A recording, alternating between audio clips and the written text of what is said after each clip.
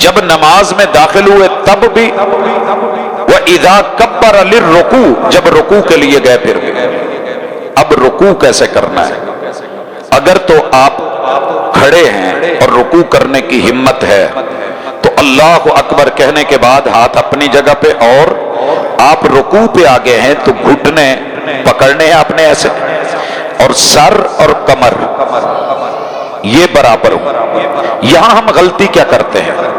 ہماری پہلی غلطی یہ ہے کہ ہم اکثر لوگ ایسے رکوع کر رہے ہوتے ہیں، سر اٹھا ہوا ہوتا ہے اور ہماری کوئی خاص اتنی نہیں، کچھ لوگ زیادہ ہی، یہ بھی نہیں اور ایسے بھی نہیں، بلکہ کمر اور سر جو ہے وہ برابر۔ یہ مطلوب بھی ہے، مقصود بھی ہے، خشوع بھی ہے، خضوع بھی ہے، اور پیغمبر کا مستند رکوع ہے۔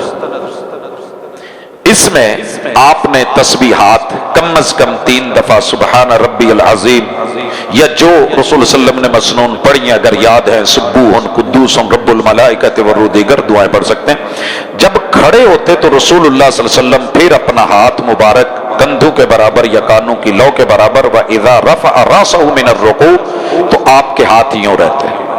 پھر اس کے بعد آپ نے ہاتھ چھوڑے ہیں یا ہاتھ باندھے ہیں؟ یہ اہل علم کے اندر ایک اختلافی مسئلہ ہے۔ پیر محب الدین راشدی اور پیر بدیع الدین راشدی رحمہم اللہ تعالیٰ دونوں بھائی ہیں، پیرا پگاڑا کے کزنز ہیں سندھ میں۔ تو پیر بدیع الدین راشدی وہ سمجھتے تھے کہ ہاتھ پھر دوبارہ باندھے جائیں گے۔ دلیل کہ جس حالت میں پہلے ہاتھ ہوتے تھے دوبارہ ہاتھ وہیں ہونے چاہیے۔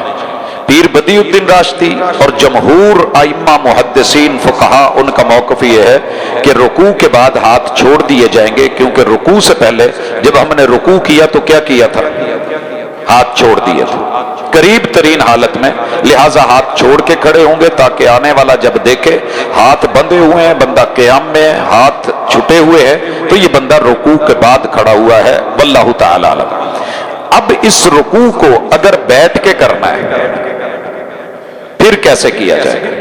اگر تو آپ زمین پہ بیٹھے ہیں، آلتی پالتی مار کے ہاتھ یہاں ہیں تو آپ جھک جائیں گے، میں بیٹھ کے نیچے بھی وہ دکھا دیتا ہوں۔ اگر یہاں پہ ہیں تو ظاہر ہے اس کی جو کنڈیشن ہے، کچھ اب آپ کو اللہ نے ہمت دی ہوتی ہے کہ وہ کھڑے بھی ہو لیتے ہیں، وہ رکوع بھی کر لیتے ہیں، لیکن ان سے سجدے سے دوبارہ بیٹھنا کوئی مسئلہ ہوتا ہے، تو بندے کو اپنی تکلیف کا علم ہے، لوگوں کے فتووں پہ نہ جائیں۔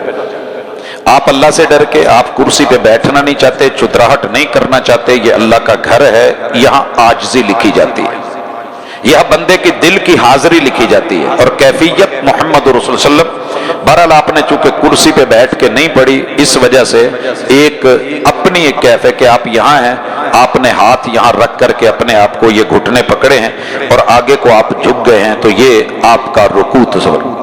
اب اس کے بعد مجھے